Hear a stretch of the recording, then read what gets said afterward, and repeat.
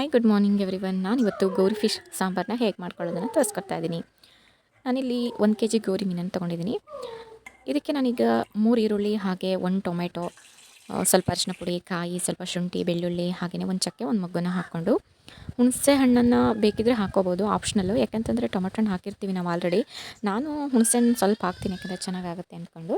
ಇದೆಲ್ಲ ಹಾಕ್ಕೊಂಡು ಫ್ರೈ ಮಾಡಿಕೊಂಡು ನೆಕ್ಸ್ಟು ಇದಕ್ಕೆ ನಾವು ಖಾರದ ಪುಡಿ ಮತ್ತು ಇದೇನು ಕೊತ್ತಂಬರಿ ಪುಡಿ ಅಂತ ಹೇಳ್ತೀವಲ್ಲ ಅದನ್ನು ಹಾಕ್ಕೊಂಡು ಲೈಟಾಗಿ ಫ್ರೈ ಮಾಡ್ಕೋಬೇಕು. ಜಾಸ್ತಿ ಮಾಡ್ಕೊಂಬಿಟ್ರೆ ಸೀದೋಗ್ಬಿಡುತ್ತೆ. ಸೊ ಹಾಗಾಗಿ ಲೈಟಾಗಿ ಫ್ರೈ ಮಾಡಿಕೊಂಡ್ರೆ ಆಯಿತು. ಪೌಡ್ರ್ಗಳನ್ನು ಹಾಕ್ಕೊಂಡ್ಮೇಲೆ ನಂತರದಲ್ಲಿ ಒಂದು ಮಿಕ್ಸಿ ಜಾರಿಗೆ ಅದನ್ನು ಟ್ರಾನ್ಸ್ಫರ್ ಮಾಡಿಕೊಂಡು ಗ್ರೈಂಡ್ ಮಾಡ್ಕೊಂಡು ಬಂದರೆ ಆಯಿತು. ನೆಕ್ಸ್ಟು ಹಾಗೆ ನನ್ನ ಮಗಳು ಆಟ ಆಡ್ತಾಯಿದ್ಲು, ಅವಳಿಗೆ ಎಬ್ಸಿ ಊಟ ಮಾಡಿಸ್ದೆ.